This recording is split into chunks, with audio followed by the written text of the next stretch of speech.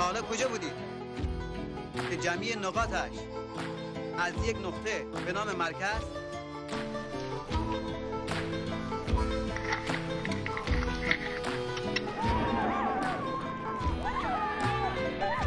پلان یک برداشت یک.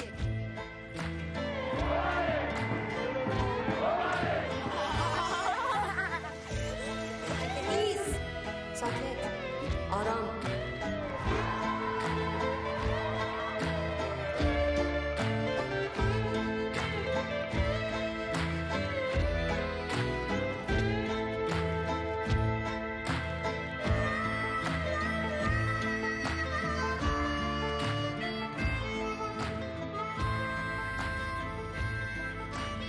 عزیزان جان و همراهان همیشگی سلام. شاهد قسمت 18 از تریبون اکران هستید. فصل جدید برای این هفته مستندگزارشی با نام ترک خاک، ساخته رامین صابری جعفری و آناهیتا مروتی خواهید بود.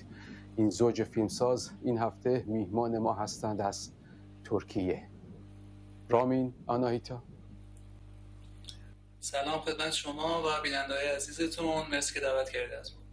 سلام میگم به شما و بینندگان محترمتون. بله، کاوه آهنگری از بلژیک هم با ماست در خصوص توضیح درباره محتوای جامعه شناسی و سیاسی مستندی که خواهیم دید با نام ترک خاک با موضوع پناهنده و پناهجو. رامین، آناهیتا، قبل از اینکه فیلم رو نمایش بدیم لطفاً یک توضیح کوتاه بدید به عنوان زوج فیلمساز که سراغ این موضوع رفتید و این برای شما دغدغه بود، اگرچه خودتون هم از نزدیک دارین لمس میکنید و تجربه میکنید. بفرمایید. بله، زندگی پناهجویی راستش توی ترکیه یه نوع چالشه، یعنی خیلی سخت و پیچیده است. اگر بخوایم کلیت این زندگی رو، یعنی بخوایم تمامی این زندگی رو نمایش بدیم، تمام گوشه هاش رو بخوایم نشون بدیم، شاید صدها ساعت فیلم لازم باشه. ولی خب ما سعی کردیم که یک مشتی نمونه خروار داشته باشیم توی این فیلم که به طور نمونه بیاد بگه که چه سختی هایی وجود داره و چه در واقع مشکلاتی دارن پناهجویی که اینجا توی ترکیه الان چندین سال اینجان. و امتیازی که این فیلم داره از دید خود من اینه که تمام دستاندرکاران فیلم، از کارگردان، نویسنده، تمام کسایی که صحبت کردن، همه خودشون پناهجوان و همه چیزهایی که توی فیلم گفته میشه رو خودشون زندگی کردن و لمس کردن و این به نظر من میتونه برای بیننده مفید باشه، بخاطر اینکه اطلاعات واقعیه، اطلاعات مدیایی نیست به قولی. و من خودم همیشه علاقه داشتم که زیبایی های دنیا رو نشون بدم به دیگران، نه تلخی هاشو. ولی خب گاهی اوقات آدم مجبوره که صدای کسایی باشه که به هر حال خودشون به خودی خود صداشون ممکنه به جایی نرسه. سعی کردیم چنین کاری بکنیم. آناهیتا، شما توضیحی دارین؟ آره، اینکه تو این فیلم سعی کردیم اون درد و رنجی که یه شخص به عنوان پناهجو وقتی وارد یک کشور غریب میشه، یا حالا مرد یا زن فرقی نمیکنه، یه شرایطی رو تجربه میکنه که دیگه شاید اون کسایی که توی کشور خودش تو اون مرز و بوم دارن زندگی میکنن هیچ گونه تجربه‌ای نداشته باشن، هیچ گونه درکی نداشته باشن از اتفاقی که برای اینها میفته. و میدونین با این حال وقتی توی کشور غریبن ولی سعی میکنن اون فرهنگ، اون آداب و رسوم، اون چیزهایی رو که از خودشون آوردن به این سرزمین رو هنوز کماکان با همه مشکلاتی که دارن حفظ کنن. خیلی دوست داشتم تو فیلم این دیده بشه، یعنی سعی کردیم اینو نشون بدیم. ممنونم آناهیتا. کاوه آهنگری هم با ماست. کاوه، به نظر شما بیننده با چه مواجه خواهد شد الان که فیلم رو خواهیم دید؟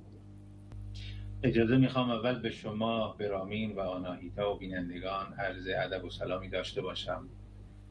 به این دو بزرگوار تبریک میگم، یک کار بسیار اخلاقی و ضروری انجام دادن و امیدوارم هم میل که ظاهرا بسیار زیاد درشون هست و هم امکانات اینو داشته باشن که دکومنتارها و فیلمها و اثرات هنری بسیار زیاد دیگری رو تولید بکنن. ببینید، من به شما نگفتم در تلفنی که با هم داشتیم، من خودم یک قسمت از این زندگی رو زندگی کردم.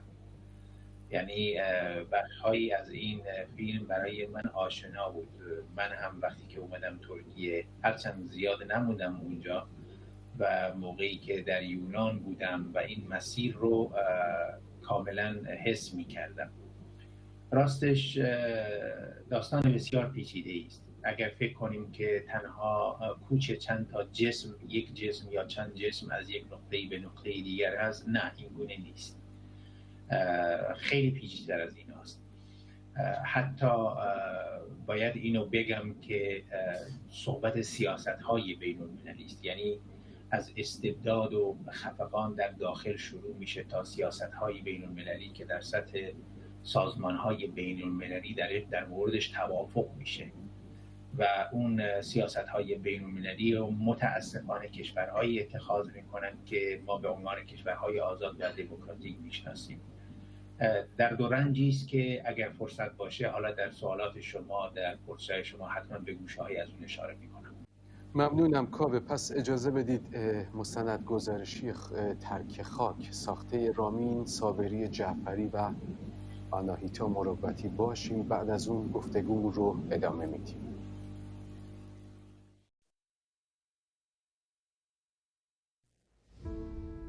چی شد که ما رفتیم سمت مرز یونان؟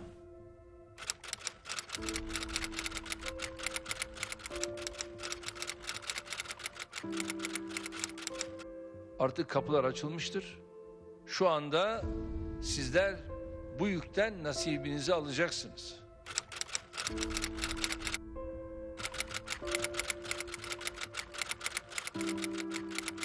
4/3/2020 در بین خاک ترکیه و یونان قرار داریم. انقدر دیشب هوا سرد بود ما نه پتو داشتیم. از همه ملت‌ها اینجا جمع هستن.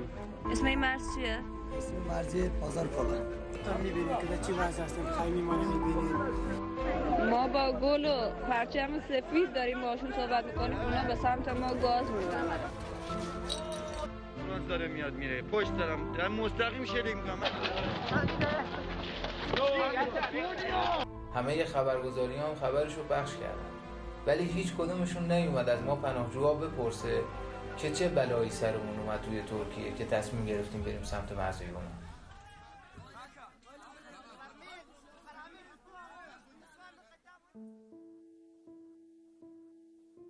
ترکیه کشوریه که سالیان سال گذرگاهی برای عبور پناهجوها به سمت کشورهای امن بوده. سوری‌ها، افغانی‌ها و ایرانی‌ها به ترتیب بیشترین تعداد پناهجو رو توی ترکیه تشکیل میدن. پلیس ترکیه این پناهجوها رو به شهرهای کوچکتر میفرسته تا سالهای اقامت موقتشون رو توی اون شهرها بگذرونن. سلام، خوب هستی؟ در شهر کوتاهی‌های ترکیه پیش فرهاد اومدم.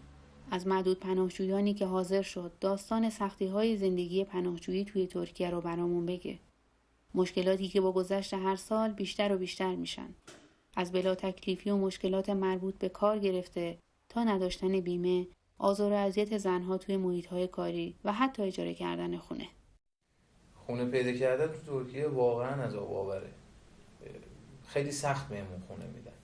اگه خونه هم پیدا بکنیم یا خیلی کوچیکه، مثل همین جایا خونه خیلی قدیمیه، مثلا قابل سکونت نیست. یعنی شما از هر 20 خونه‌ای که زنگ میزنی که حالا تماس میگیری که بری ببینی یا برای اجاره فلان اینا، شاید یکیش به جواب مثبت bede که بیا حتی فقط ببین. Krallık ev koydunuz efendim. Fatih Mahalle'den. Evet. Şey soracaktım, siz yabancılara veriyor musunuz mu? İranlı olsun. Yok, yabancıya vermiyoruz, aileye vereceğiz. Bekara da vermiyoruz. Kendi durduğumuz yer biliyor musun? Hadi hayırlı akşamlar. Teşekkür ederim. این تجربه هر کسیه که وقتی وارد ترکیه میشه شاید یک ماه حدوداً دنبال خونه بگرده و تو این یه ماه باید تو هتل‌ها، تو مسافرخونه ها زندگی بکنه و شاید سخته. به چند دلیل سخته. اینکه مردم دیگه از یابانجی خسته شدن. به یابانجی معمولا خونه نمیدن یا اگه بدن گرونتر میدن. خیلی براشون مهمه که تو اصلا کجا کار میکنی، درآمد داری یا نداری. من تو ایران شغلم دکوراسیون داخلی بود. چوب، MDF، کفپوش، کاغذ دیواری، دیوار پوش، همه اینا رو کار میکردم. ولی توی ترکیه اصلا نتونستم توی شغل خودم فعالیت بکنم، چون اصلا بهم اجازه نمیدن. یعنی در کل پناهجوها اجازه کار کردن ندارن اینجا. همه کاری که میدن به ما میتونیم بریم کار کنیم کارگری ساده است. به خاطر اینکه زبان بلد نیستی و با شرایط با فرهنگ آشنا نیستی کار سخت گیر میاد. حقوقت خیلی پایین تر از حقوق یک کارگر رسمیه و امنیت شغلی هم نداری. هر موقع که بخوان راحت میتونن بیرونت کنن. دنبال کار که وقتی میگردم یارو میگه مثلا مسیحی مسلمونی چی هست و میگه مثلا مسیحی هستم کار نمیدن، آرشون میاد مثلا بهت کار بدن. من اینجا مریضی گرفتم، کمردرد گرفتم، 1000 تا مریضی دیگه گرفتم. واسه کار، سختی کار، سنگینی کار، هر کاری که بشه مثلا مجبوریم انجام بدیم. و هیچ انصافی وجود نداره و هیچ قانونی وجود نداره، هیچ چیز حمایتی وجود نداره. و در واقع خودتی که با شرایط جنگل میخوای زنده بمونی.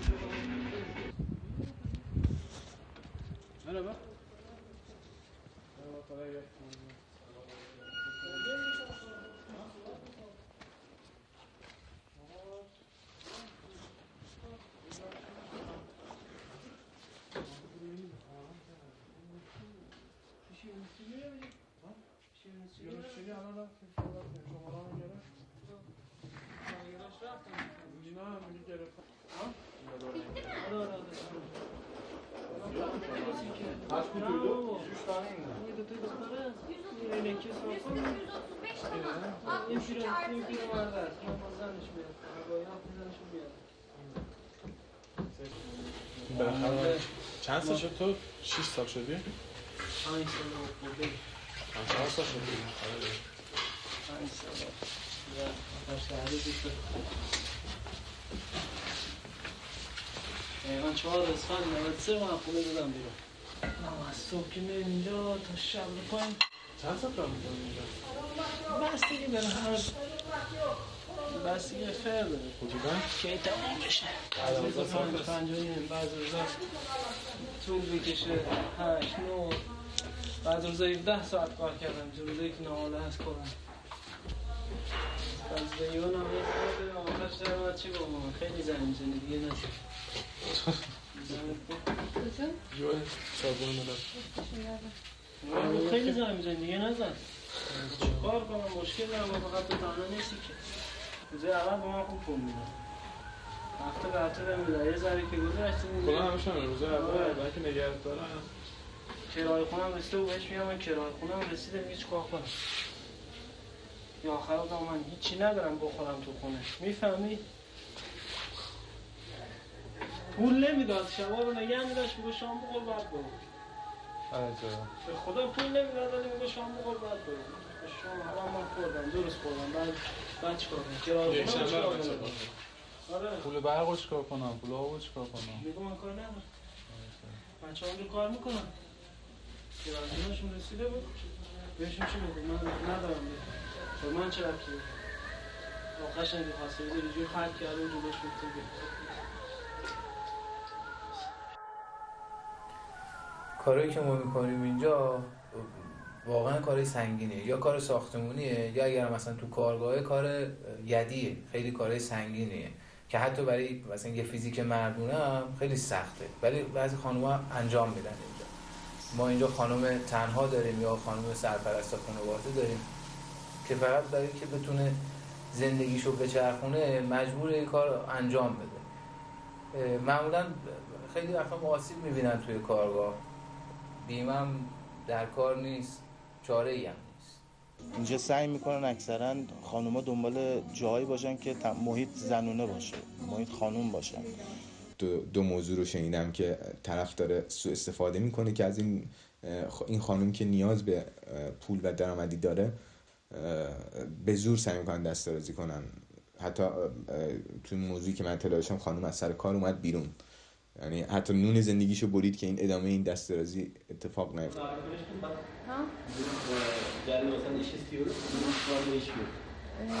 siz nerelisiniz? Ben Afgan. افغانی هستی؟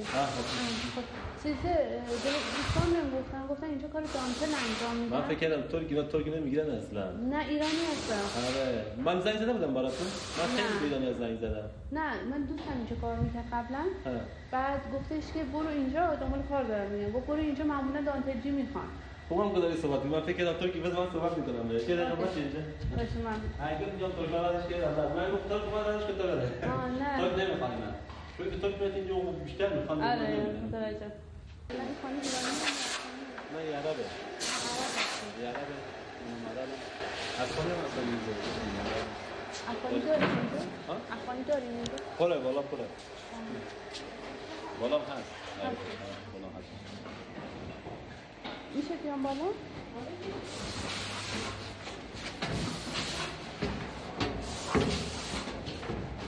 من دامده بیای همتون افغانی هستیم؟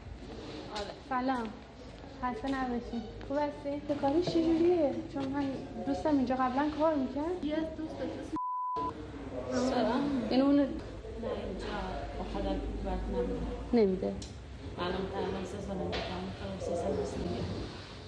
3 سال 320 تا میگیری تو چقدر میگیری؟ 3 سال اگه 3 سال خیلی کمه که اینجوری که نه مجردم ولی خب هر جا میرم کار میکنم میگم که ازدواج کردم نامزد دارم چون محل کارا خیلی خوب نیستش یه همکاری داشتیم یا آقایی سه اولی که ما اینو دیدیم سر سیگار کشیدن دعوا کرد یعنی هفته اول سر اینکه تو چقدر توی اون اتاق سیگار کشیدی توی اتاق سه سیگار کشیدیم دعوا کردیم بعد یکی از همکارامون که خانومایی که اونجا کار میکرد الان از اونجا اومده بود بیرون اومده پیش ما بعد گفت که فلانی شماره‌تو میخواد گفتم برای چی؟ بعد گفت که آره به بچه‌ها گفته من سر اون حرکت دستی که انجام داده یه خارجی یه زن اومده به من گفته سیگار نکش تو محل کار چیزه من باید یه بلای سر این در بیارم حالا یا گولش میزنم یا به زور این کارو میکنم من هر جا میرم میگم که مثلا شوهر دارم اینقدر سال با شوهرم عاشقانه مثلا جنگیدیم برای زندگیمون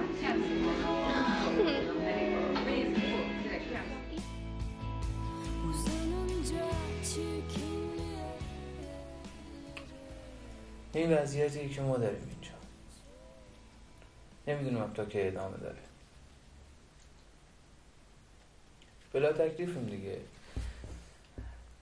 اصلا معلوم نیست چه اتفاقی میخواد برامون بیفته سرنوشتمون چی میشه بقیه عمرمون چجوری میخواد بگذره هیچ راه چاره‌ای هم نداریم توی برهوتی گیر افتادیم که به هیچ جا هم راهی نداره ما که اومدیم اینجا UN ثبت نام کردیم و توی این مدت UN جمع شد و دست اداره مهاجرت ترکیه افتاده و این اداره مهاجرت هم حالا به هر دلیلی تو چه شرایطی هستن کسی نمیدونه فعلا هیچ مصاحبه‌ای شروع نکرده یعنی موقع که اومدیم می‌دونستیم یه پروسه ساده یه سال 2 سال 3 ساله نیست خیلی بیشتر از این حرفاست فقط شایعه وجود داره شایعه فقط همه میگن شروع شده قراره شروع بشه میخوان شروع کنن یه روز میگم ما مجردا رو قبول نمی‌کنیم یه روز دیگه یه موضوعی پیش میاد بیمه ها رو قطع می‌کنیم کیملیک نمیدیم کیملیک میدیم تمدید نمی‌کنیم یعنی اگر که مجرد بودم میرفتم وای نمیستادم اینجا یعنی هر جوری شده از این کشور یه جوری میزدم میرفتم به صورت قاچاق یا هر جور دیگه که شده من نمیگم اینجا کشور بدیه یا چیزی ولی خب به خاطر خودم به خاطر این تکلیفم زودتر مشخص بشه مثل که بدونم آینده‌ام چی میشه چون بچه‌هام دارن بزرگ میشن این مشکل حالا آقا سید ما میگیم زد و مرز باز نشد راه رفتنی هست برای ما ایتالیا ساموز ایتالیا نیست دروغ پولاتو خورده میشه یونان فقط فقط یونان فقط جزیره که داریم میبینیم ما خودمون داریم کار میکنیم ایمام که بعضی موقع فهم میبینیم دیگه علنی تو ایمو دارم میذارم نه یکی دو تا بچه‌ها میگفتن دریایی بزنید برید نمیدونم کار درستیه غلطیه از ساموس داریم میندازیم میره ساموس میگه یا استانبول میای 100% من باید مسافرم استانبول میام. چقدر هزینهش میشه اون وقت؟ جو در میان شما تو هم مسافر خودم ما هم کنار میام دو بر 500 شروع میشه دیگه تا 700 همون زمینی که بساس همه دریایی دارن میرن. همه دریایی دارن میشه. اگه دل خود 2 تا 4 تا کنید اگه آبی میریم ما در خدمت. دستتون در نکنه. ممنون خداحافظ. خیلی قاچاق میره، یعنی شرایط اینجا اینقدر براشون غیر قابل تحمل میشه که تمام داراییشون جمع میکنن، یه پول قرض میگیرن، بالاخره یه مبلغی رو تهیه میکنن میدن به یه قاچاقبری که اینا رو از ترکیه ببره بیرون. به خاطر همینم بود که سال 2020 وقتی آقای اردوغان گفت که من مرزا رو باز میکنم، همه خونه zendegişini رو رها kerdin, raftan سمت مرز Yunan. Aylar önce hatırlayın, ben bir açıklama yaptım. Eğer bir yük paylaşımına Batı girmezse kapıları açarız dedim. Ama bunlar bu işi hafife aldılar. Dediler ki herhalde blöf yapıyor. امروز 8 مارس روز یکشنبه ساعت 1 ظهر ما لب مرز پازار کوله گمرک و کاپسی هستیم. پلیسای ترکیه ما هم گفتن از سیم خاردارا برین، از اون ور برین، از سمت دریایی برین، ولی ما اونجا وایساده بودیم تا خودشون دستور بدن که مثلا مرزا بازن که ما از اونجا رد شیم بریم. پای خودشون میذاشتن 50 یورو میگرفتن که مثلا رد شید برید. از دیروز بعد از ظهر شروع شده تا دیشب ساعت 3 نصف شب همش داشتن گاز اشک‌آور مینداختن و شلیک میکردن. پلیس خودش داره طناب میده به مردم، سیمچین میده که بخوان سیم خاردارا رو باز کنن. گفتن از اینجا رد شید برید که مردم رد میشدن میرفتن جلوتر، پلیس میگرفت برمیگردوندشون. پلیسای یونان گرفتنشون، لباساشون رو در آوردن، گوشیاشون رو گرفته بودن، پولاشون رو گرفته بودن، لخت فرستادنشون اومدن دیگه. حسابشو کن هیچی تنشون نه، فقط با یه دونه شورت فکر کنم تنشون بود وقتی اومدن. هممون رو گاز گرفته، بخاطر همین صداهامون نرمال نیستش و به شدت قفسه سینه و گلومون میسوزه. اینجا هممون گیر کردیم، از لحاظ بهداشت هممون کثیف شدیم، وضعمون داغونه. به زن و بچه رحم نکردن، زده بودن، فرقی نمی‌کرد واسهشون، زنه، بچه است، مرده. فقط میتونم بگم خدا این سیاست کثیف رو لعنت کنه که هر کسی به خاطر نفع کشور خودش مردم بیگناه ها داره اینجا بازیچی میکنه. چرا ما باید این هم بدبختی بکشیم؟ تو کشور خودمون که جا نداریم، خاک خودمون رو ترک کردیم به خاطر اینکه حکومتی نداریم که به تمام اقلیت‌ها و طرز فکرهای مختلف اهمیت بده یا حتی احترام بذاره بهشون.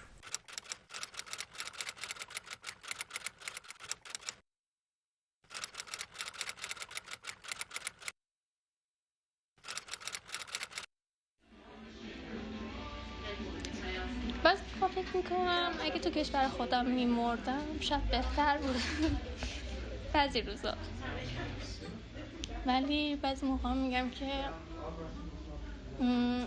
بعضی ظلما رو نمیشه حرف نزد، یکی باید حرف بزنه.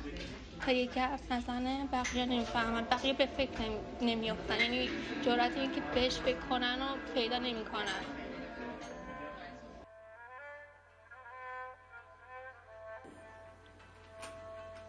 تو که نازنده بالا دل ربایی، تو که بی سرمه چشمون سرمه سایی، تو که مشکین دو گیسو در قفایی، به ما گویی که سرگردون چرایی، سرگردون چرایی، دادون داده گل بندایی.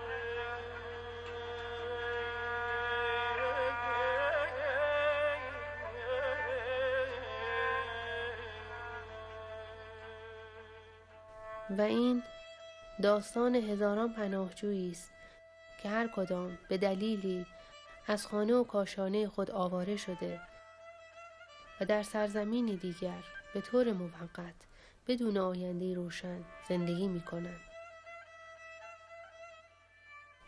این داستانی از زندگی نیست، روایت یک مرگ تدریجی است.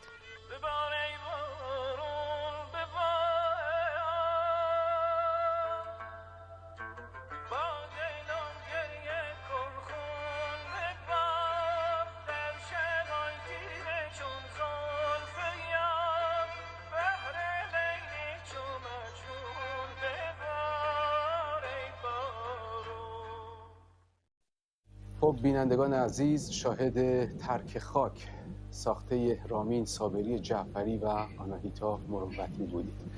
کاوه، اجازه بدید گفتگو رو با این سوال با شما آغاز بکنم از اینکه مفهوم مهاجرت و کوچ در علم جامعه شناسی که تخصص شما هست و علوم سیاسی که دغدغه شما، در این دو محتوا چجوری توضیح داده میشه؟ ببینید، من از یک تعریف از لودویگ ویتگنشتاین شروع میکنم که از زبان میگه زبان جهان منه.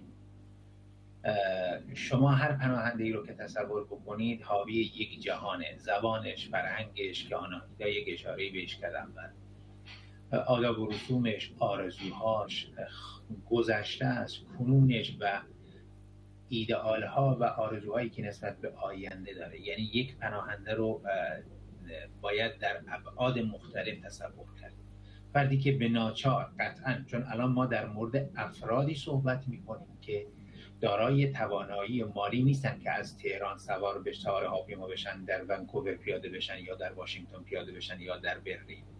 ما در مورد افرادی صحبت می‌کنیم به ناچار بنا به هر دلیلی سیاسی، مذهبی، اجتماعی و غیره ترک خاک میکنن اول از سرزمین مادری خودشون و با تمام این مواصفات از خاک کنده میشن، مثل یک ریشه وارد یک جای کاملا بیگانه میشن، جایی که نه ولکام یا خوش آمدگویی واقعی به اونها میگن، نه به لحاظ قانونی و حقوقی اون امکانات رو بهشون میدن و حتی ما شاهد اون هستیم که اگر امکاناتی هم برای این پناهنده ها یا پناهجویان گرفته شده از سوی دولت ها، همه اون امکانات برای اون پناهجوها سر نمیشه. پس اجازه بدین ما از یک غریبه صحبت بکنیم، یک غریبه که نه به لحاظ جسمی زیر فشاره، بلکه به لحاظ روانی، به لحاظ اجتماعی و به لحاظ ذهنی، به لحاظ انواع جهت‌ها این غریبه بی پناه، بی کسی رو نداره. حتی وقتی که وارد اون جامعه بعدی که حالا کشور دوم اینجا اگر ترکیه رو در نظر بگیریم، به دلیل اینکه وضعیت‌های مشابهی هست، اون درون گروهی یا درون هم گروهی گرایی که معمولاً بین همزبان‌ها و هم مذهب‌ها هست، اونجا هم این غریبه یا این غریبه ها دچار مشکل هستند، چون اون امکانات و اون بستر و اون فضای آماده رو ندارن که پذیرای همدیگر باشن. در کشورهای پیشرفته نه، وضع یکم فرق میکنه، معمولا همدیگر رو پیدا میکنن، انجمنها و جامعه‌های حالا متناسب خودشون رو درست میکنن، ولی ترکیه یک دالانی است، یک دالان تاریکی است. نه ترکیه، البته صربستان و یونان هم تا حدی اینجوری هست. یک فضایی است که واقعا فقط میتونم به عنوان یک فضای وحشتناک ازش توصیف بکنم.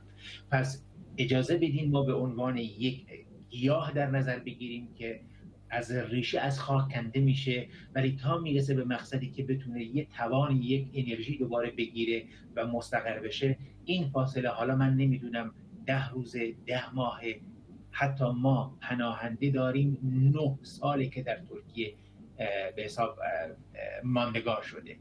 این حالا با خانواده است، با زن و بچه است، یا زن تنهاست، یا نخیر با یه خانواده با کودکانش هستن و این مشکلات و این مسائل رو پیچیده تر میکنه. من به لحاظ اجتماعی سیاسی اگر بخوام این مسئله رو به حساب تعریف بکنم، توصیف بکنم، من اینو یک تراژدی میدونم، یک تراژدی اجتماعی، یک تراژدی روانی که برای یک فرد یا یک خانواده پناهجو در یک مدت کوتاه یا بلند مدت اتفاق میفته و معمولا هم اثرات بسیار مخربی میذاره. سپاسگزارم کاوه. رامین، آناهیتا، صحبت کاوه رو شنیدید. با تحلیل جامعه شناختی، واقعیتی که شما باهاش در ترکیه روبرو هستید چطوره؟ بله، خب من موافقم با صحبت‌های جناب کاوه، به خاطر اینکه واقعیتی رو گفتن که نمیشه انکار کرد. اینکه همه ما ریشه در اون کشور داریم، همه ما اون فرهنگ رو داریم. نوروز که میشه هر کدوم سر میزمون برای خودمون سفره 7 سین میچینیم. ولی خب این جامعه‌ای که توش قرار گرفتیم، همون واژه غریبه که استفاده کردن اصلا تو ترکیه استفاده میشه، میگن یابانچی، به همه پناهجوها میگن یابانچی یعنی غریبه، و این واقعا حس میکنیم چنین چیزی رو توی یک کشور دیگه. و در واقع بله موافقم، کاملا موافقم، درست حرفش. تو آناهیتا تجربه شما چه هست به عنوان یک زن، به عنوان یک دختری که در اونجا به هر حال به صورت عینی تجربه هایی رو میبینی با مردم سر کار یا در خانه؟ شما توضیح بدید. اگه بخوام از دیدگاه جامعه نسبت به خانوما بگم، من خودم تو این جامعه بودم، زندگی کردم، الان نزدیک به 4 ساله که تو این جامعه هستم. وقتی وارد این جامعه میشی در درجه اول فقط به واسطه اینکه خارجی هستی خب نگاه جنسی بهت دارن، یعنی از اون دید بهت نگاه میکنن. فرقی براشون نمیکنه که تحصیل کرده باشی یا اصلا هیچ براشون ملاک نیستش. البته یه چیزی بگم، من مثلا توی هر جامعه‌ای مثل ایران، افغانستان یا هر کشور دیگه اگه بخواید در نظر بگیرین، ما انسان تحصیل کرده داریم، بی سواد داریم، با شخصیت داریم و انسانی با فرهنگ پایین هم داریم، اما اغلب اوقات دیدگاهی که حالا طرز فکرها و دیدگاه ها متفاوته بنا به هر شخص، ولی وقتی وارد چنین جامعه میشین اغلب اوقات این نگاه جنسیتی هست. حالا تو محیط‌های کاری خیلی بیشتره. من خودم شخصا چنین چیزو تجربه کردم. وقتی وارد محیط کار میشی به واسطه بسته بودن اون محیط، حالا اشخاص ارتباط نزدیکتری میگیرن با اون خانم یا با اون دختر، طبیعتاً چنین پدیده‌ای رو بیشتر میتونیم ببینیم. حالا از یک طرف این دیدگاه رو داریم، از طرف دیگه شما اجازه کار نداری، مجبوری به صورت سیاه کار کنی، مجبوری کار غیرقانونی انجام بدی و این فشار رو متوجه نشدم. در مستند هم بود، اشاره کرده بودید در فیلم.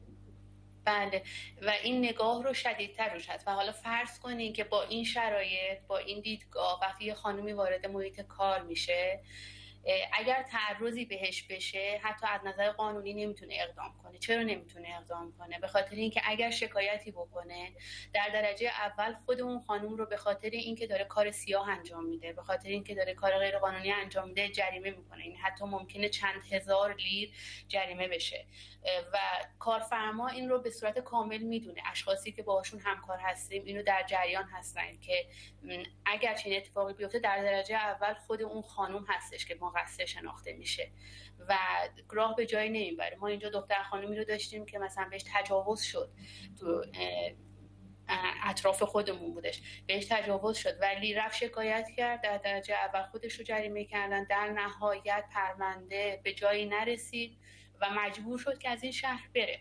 و میدونین این قانون اولیه‌ای که گذاشتن در رابطه با کار، این که شما حق کار نداری، خانوما رو تو این جایگاه ضعیف میکنه، یعنی تو اون قسمت باعث میشه که نتونن از خودشون دفاع کنن.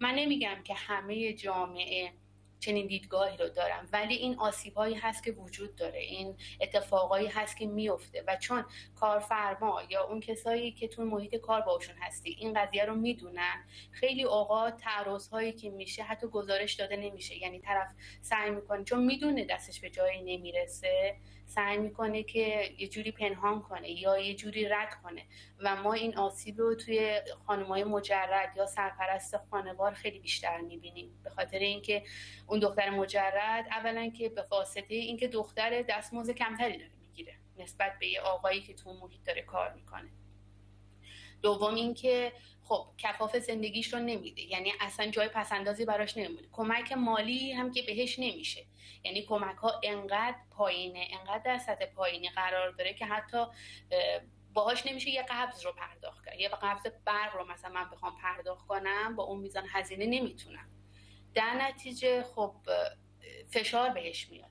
خانم سرپرست خانوار اگه باشه خب 2 تا 3 تا بچه داره، باید یه جوری هزینه رو پرداخت کنه، سقف بالا سرش رو نگه داره، هزینه مدرسه بچه ها رو بده. ما اینجا خانومی رو داشتیم که 3 تا بچه داره، باید هزینه ها رو پرداخت کنه، ولی چون نمیتونه دختر 15 سالش به خاطر اینکه بتونه کمک مادر باشه، بتونه که هزینه ها رو پا به پای مادر بده، الان که زمان تحصیلشه، زمان این که یه آینده‌ای رو برای خودش پایه‌سازی کنه، پیریزی بکنه، مجبوره پا به پای مادر کار کنه تا بتونه هزینه خونه رو بده. سپاسگزارم آناهیتا. کاوه، شنیدی صحبت‌های رامین و آناهیتا رو. این اجرای معکوس قانون و این استثمار مدرن چطور توجیه میشه در جوامع غرب؟ چرا هیچ نگاهی نیست این نهادهای حقوق بشری کجانی و خروجی فعالیت‌هاشون در کجا دیده میشه که ما در توضیحی که بچه‌ها میدن می‌بینیم که حضور ندارن؟ ببینید، وقتی که رامین و آناهیتا صحبت میکردن من داشتم به مفهوم خرد شدن فکر میکردم. من فکر میکنم کسی که مفهوم خرد شدن بله، این خرد شدن عزت نفس، خرد شدن غرور، خرد شدن امید، خرد شدن حتی وضعیت روحیه. یعنی شما این خرد شدن رو در ابعاد گوناگون در اون فرد میبینید تا میرسه به یک، به قول شما، استثمار جدید در یک حتی قالب حقوق بشری. یعنی جالب، ما اون غریبه خرد شده رو در نهایتش بر روی کاغذهایی میتونیم بیابیم که اون خطوط پرشده اون کاغذ منافع یک عده دیگر رو تأمین میکنه، نه اون پناهجویی که ما ازش حسابی یاد کردیم. شما در نظر بگیریم که دولت ترکیه در چند سال گذشته به صراحت در فیلم هم هست، به صراحت از وجود پناهندگان به عنوان یک کارت فشار برای تأمین منافع خودش استفاده کرده. ولی آیا اینجا فقط ترکیه هست که داره این استفاده ابزاری رو از پناهجویان می‌کند نسبت به منافع حالا کشور خودش یا دولت خودش؟ نه. حالا من چون این طرف آب هستم یه قسمت این طرف آب رو هم بلدم. شما در نظر بگیریم که الان در بسیاری از کشورهای اروپا، به ویژه اروپای غربی، خیلی از شغلها رو اروپایی‌ها خودشون انجام نمیدن. در کشوری که بنده زندگی میکنم دیگه راننده اتوبوس رو به ندرت میتونی پیدا بکنی که بلژیکی باشه و خودشون میگن این شغل‌ها رو میدیم به بیگانه ها. یا مثلا کاوه، خب فرصت‌های مساوی هم بین کسانی که حالا به قول شما بلژیکی هستن و شمایی که رفتین اونجا فراهم بوده در واقع. خب در یک بخشش بله، ولی من دارم در قسمت اون سیاست پناهجو پذیری دارم عرض می‌کنم. من کسی که میاد اینجا اگر بخواد میتونه جلو بره، اما سیاست این کشورها نسبت به امر پناهجوپذیری فقط صرفاً بحث انسانی نیست، بحث اقتصادی هست، بحث تأمین کارگر رد پایین این کشور هم هست. شما در نظر بگیریم که تمام این کشورهایی که وجود دارن، حتی کشوری مثل ایران در رابطه با مسئله پناهندگی با سازمان ملل همکاری میکنه و یک سری توافقات و قراردادهایی بین کل کشورها در امر پناهجویی وجود داره. اما منافعی که در این توافق وجود داره، این منافع یا دقیقاً نمیره تو جیب دو تا پناهجو، بلکه میره بیشتر تو جیب شاید 80% در جیب اون افرادی که یا اون شخصیت‌های حقوقی که این قراردادها رو امضا کردن. این یک. یعنی قوانین و حقوق پناهندگان و پناهجو طبق کنوانسیون ژنو یا پاریس بود اگر اشتباه نکنم. الان رامین و قربانی مناسبات میشن در واقع، مناسبات دولت‌ها. یا اجازه بدید من این دو عزیز رو به عنوان نمونه بیارم. مگه الان آناهیتا از وضعیت درمانیشون شکایت نکرد؟ درست. از وضعیت آموزشیشون مگه شکایت نکرد؟ در کشوری که بنده هستم اگر کودکی به مدرسه نرود، دولت پیگیری میکند، این پدر مادر رو موظف میکند که این فرزند باید حتما به مدرسه بره. ولی ایشون دارن میگن این مادر مجبور شده بدون اینکه دولت ترکیه هیچ تعهدی رو اجرا بکنه، این دختر خانم 15 ساله ترک تحصیل بکنه بره کار بکنه و کسی هم اینجا پاسخگو نیست. این در صورتی است که دولت ترکیه بابت حضور این فرد پول میگیره از UN، از اتحادیه اروپا، اما این کجا میره؟ یعنی این پولی رو که ترکیه دریافت میکنه در این خانواده صرف نمیکنه. حالا چند درصدش رو نمیدونم، کاری به این ندارم، اما اون چیزی رو که میگیره، اون پکیجی رو که میگیره به اینا تحویل نمیدونه. موضوع دیگری که سوالتون بهش اشاره فرمودید، مسئله حقوق بشری و نهادهای حقوق بشری. ببینید بحث حقوق بشری و نهادهای مدنی، نهادهای حقوق بشری ربط بسیار مستقیمی به دموکراسی و سطح عمق دموکراسی داره. در کشوری که دموکراسی هنوز نهادینه نشده و حتی کف سطحش یک وجب هم نیست، طبیعی نهادهای حقوق بشری فعال و پاسخگو و جوینده و تلاشگر برای حقوق بشر در اون کشور هم نباشن. من ترکیه رو یک کشور دموکراتیک نمیدونم، اگرچه در یک سری زمینه‌ها نمادهای دموکراسی رو داره، مثل انتخابات و تحزب و اینور و اونور، ولی این به این معنا نیست که دموکراسی در ترکیه به مانند مثلا بریتانیا یا بلژیک یا سوئد نهادینه شده. به خاطر همین هم نهادهای حقوق بشری و مدنی در ترکیه اون جایگاه رو ندارن، اون کارکرد رو ندارن که در یک کشور به حساب دموکراتیک داره. به دلیل دو نهاد حقوق بشری در ترکیه تماس گرفتم و هر دو نهاد مشخصا این پاسخ رو به من دادن که حاضر نشدن اظهار نظر بکنن در خصوص این پرسش من که علت کمکاری نهادهای حقوق بشری در داخل ترکیه نسبت به وضعیت پناهجویان چیه و من پاسخی نگرفتم و اظهار نظر نکردم. خب قطعا مطمئنا اون محافظه کاری و یک سری مناسبات رو در نظر گرفتن هست. بفرمایید. دلیلش اینه، این عدم پاسخگویی همان ترانسپارنسی در دموکراسی است.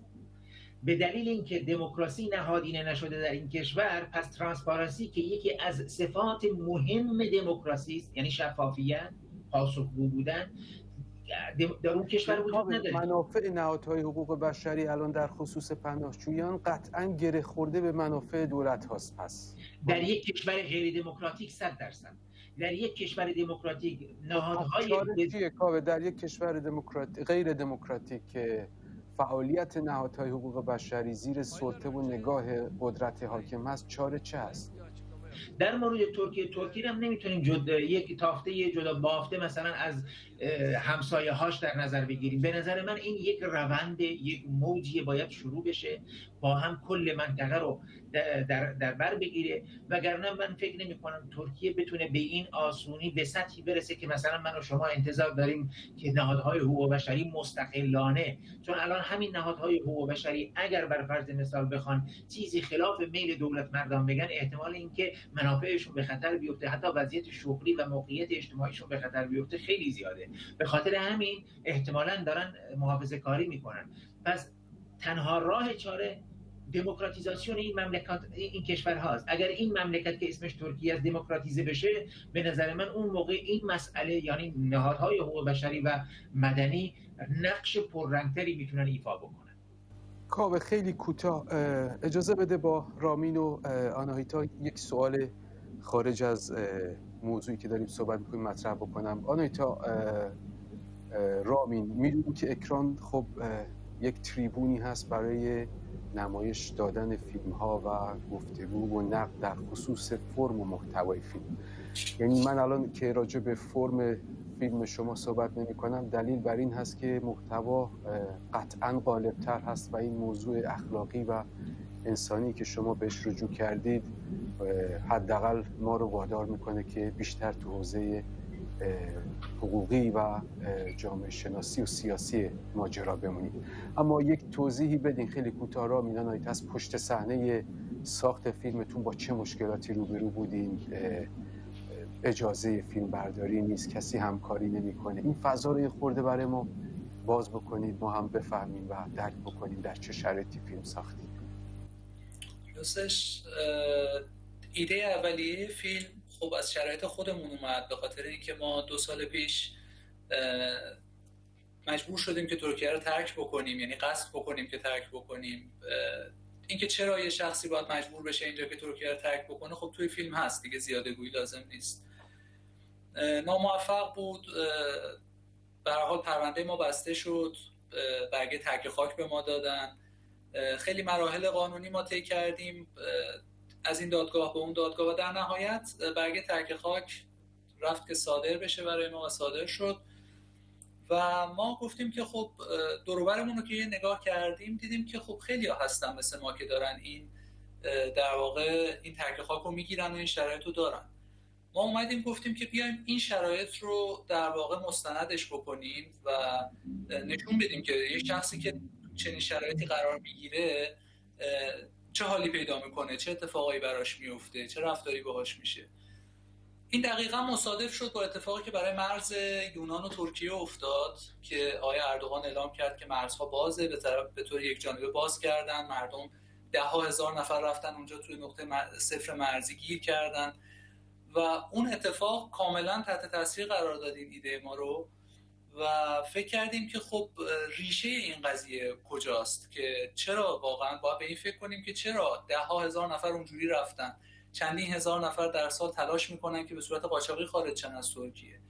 و گفتیم اگر بیایم درباره در واقع این چرایی صحبت بکنیم، همونجور که حالا توی فیلم هم مطرح شده، خیلی بهتره و اینکه بیایم دلایل رو بگیم. آناهیتا شما چطور فکر میکردی؟ اون فضای فیلمسازی و چه چیزهایی تو فکر شما بود؟ خب اگه بخوام در رابطه با فیلم صحبت کنم، زمانی که این ایده اومد خب یه سری میدونستیم که یه سری مشکلات رو داریم، یعنی طبیعتاً پیدا کردن اشخاصی که بخوایم باهاشون صحبت کنیم خیلی سخت بود، به خاطر اینکه میترسیدن از اینکه مبادا اگه توی فیلم صحبت کنن پرونده بسته بشه، به خاطر اینکه از سال 2018 پرونده افتاده بود دست پلیس ترکیه. این نگرانی و این بلا تکلیفی و این فشارهای روحی که روی پناهجوها بود به هر نحوی باعث میشد که همکاری نکنن، مخصوصا زمانی که نمیدونم خاطرتون هست یا نه، سال 2020 ترکیه یه سری خب شهید دادن و اینا. فضای امنیتی که توی یعنی جوی که توی ترکیه برای پناهجوها پیش اومده بود خیلی سنگین بود، یعنی گاهی اوقات واقعا ما جرئت نمی‌کردیم که بیرون از خونه به زبان فارسی صحبت کنیم، یعنی یا ترکی صحبت می‌کردیم یا اصلا صحبت نمی‌کردیم. به خاطر همین پیدا کردن اشخاص و کسایی که بخوان همکاری کنن سخت بود. در عین حال تجهیزاتمون خب اون تجهیزاتی نبود که بخوام یه فیلم مثلا خیلی عالی رو ترتیب بدیم، با حداقل امکاناتی که داشتیم سعی کردیم بسازیم این فیلم رو. و میدونین طی 2 مرحله انجام شد، به خاطر اینکه خودمون هم درگیر یه پروسه‌ای شده بودیم که طاقت فرسا بود، یعنی واقعا از نظر روحی برامون خیلی سخت بود. در عین حال ترس خودمون هم بود که مبادا به خاطر این فیلمی که داریم میسازیم مورد بازخواست قرار بگیریم.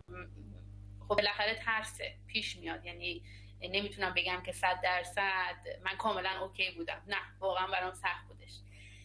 اما اینکه یه چیز دیگه هم که بود، خیلی جاها اجازه فیلم برداری ما نداشتیم، یعنی فرضاً اگه می‌خواستیم از یه کارگاه چینی بریم فیلم برداری کنیم، چون اغلب کارگرها خارجی بودن، یعنی واقعا دارم میگم به شخص الان کارگاهایی هستن که حتی یک نفر ترک به عنوان همکار کنار ایرانی‌ها، افغانیایی که دارن اونجا کار میکنن نیست. به خاطر همین اجازه فیلم برداری نمیدن، یعنی به سختی. حالا فکر کنم تو جریان فیلم هستش که دیده باشی کارگاهایی که رفتیم فیلم گرفتیم کاملا مخفیانه گرفتیم، همکاری نمیکردن. در رابطه با زنان خب کسایی که اینجا بودن مورد تعرض قرار گرفتن حاضر نبودن جلوی دوربین بیان، خیلی‌ها همکاری نکردن، خیلی‌ها صحبت نکردن.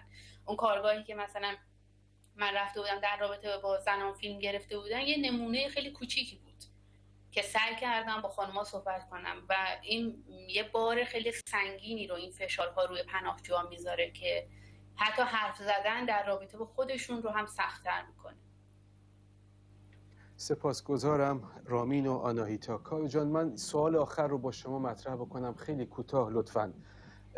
نهادهای حقوق بشری ایرانی چه کار کردن برای پناهجویان ایرانی در ترکیه یا کشورهای دیگه؟ متاسفانه در این زمینه هم کارنامه خوبی نداریم. هرچند گام‌هایی برداشته شده و به ویژه در مقاطعی بر فرض مثال بعد از جنبش سبز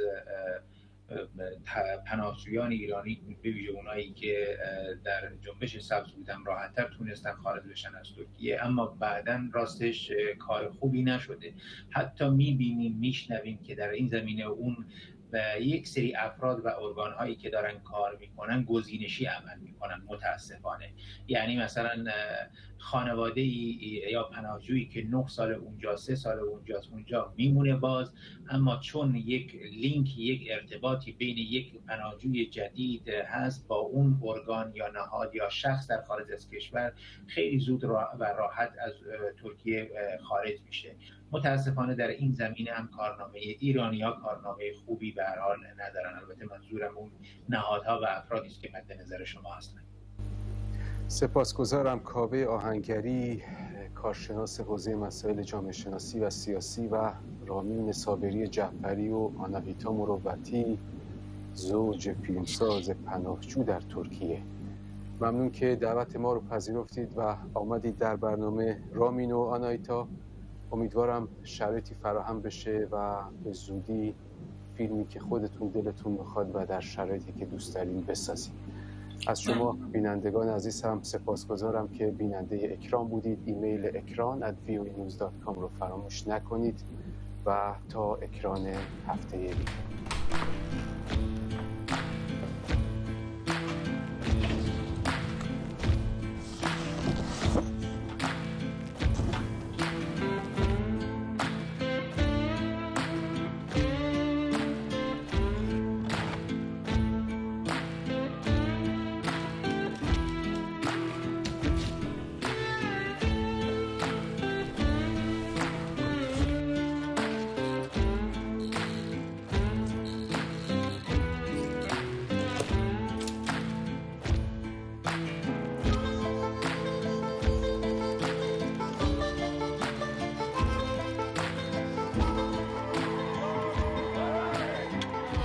کجا بودید که جمعی نقاطش از یک نقطه به نام مرکز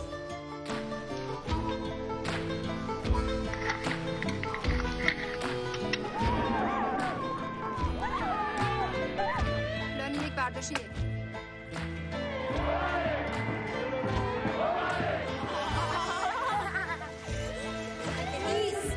ساکت آرام